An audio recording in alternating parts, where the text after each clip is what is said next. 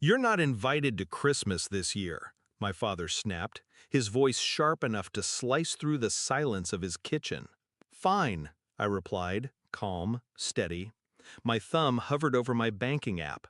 In that single breath, I quietly transferred the $10,000 I'd sent him for the holiday back into my account.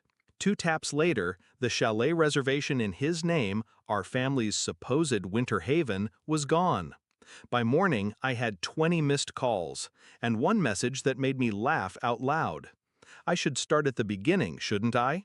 Not with his words, but with the years I wasted believing he loved me the way a father should. When I was a child, Christmas was the one time he played the role. Presents under the tree, a forced smile, whiskey poured just out of view.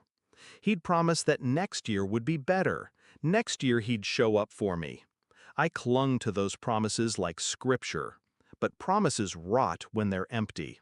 And over the years, I saw the truth. His love was transactional. His affection for sale. His approval conditional on how useful I was to him. The breaking point came quietly. It was last summer. I called him excited. I had landed a big client at work, my first major deal. He cut me off mid-sentence. "That's nice. Listen, I need you to send me some money. The roof's leaking."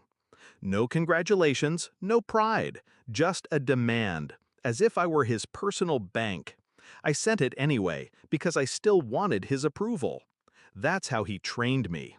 But then came the slip. A cousin posted photos online, my father standing on a brand new boat, drink in hand, grinning ear to ear. The caption?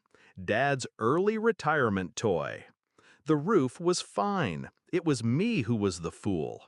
That was when my mindset shifted. I stopped seeing him as my father. I started seeing him as a liability, a manipulator, a man who thrived on power over me. And power, I realized, could be taken back. So I waited, patiently. Every text, every call, every favor he asked, I said yes. I kept receipts, transferred funds, made reservations, smiled through clenched teeth. I became the dutiful child he thought I still was. But in the background, I was building something else. A quiet arsenal. Bank statements, screenshots, recorded calls. Enough evidence of his exploitation to make sure if the day came, he'd have no leverage left. That day arrived with his little declaration. "You're not invited." The irony burned. After everything I'd given, I was still disposable to him. He thought he was cutting me down, but really, he was cutting his own throat. The Christmas chalet in Switzerland, the one he bragged to his friends about hosting, canceled. The $10,000 holiday fund I had wired for food, wine, and decorations, back in my account before he'd finished pouring his drink. I left him nothing but cold silence. By morning, his fury filled my phone. 20 missed calls, each angrier than the last.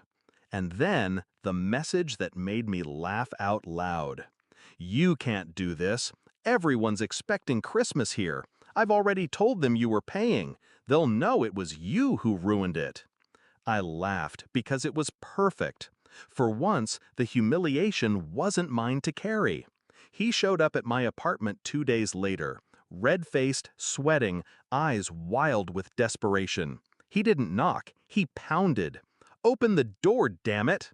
I let him in, calmly sipping coffee, every detail of the scene arranged for maximum effect.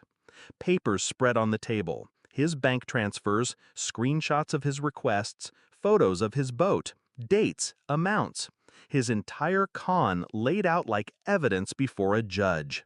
He froze when he saw it. His eyes darted from paper to paper, panic unraveling his bravado. "What the hell is this?" he demanded, voice cracking. "This," I said, sliding one page closer to him, "is the history of you using me. Every lie, every theft, every manipulation. I kept it all." His mouth opened, but no sound came out. "You thought canceling Christmas was punishment," I continued, "but you never understood. I was already done with you. I was just waiting for the right moment to let you feel it. I watched the fight drain from him, watched the realization settle in. He had nothing left to hold over me. No money, no control, no pride to stand on. For once, he was the one left begging. Please, don't show this to anyone. I'll make it right. Just don't ruin me. I leaned back, savoring it. The silence stretched until it was unbearable. Then I gave him the final cut. I'm not ruining you. You did that yourself. I'm just not cleaning up after you anymore.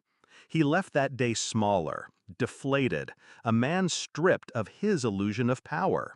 And I, for the first time, felt light. Christmas came and went. He spent it alone, from what I heard. Meanwhile, I booked a solo trip with that same money.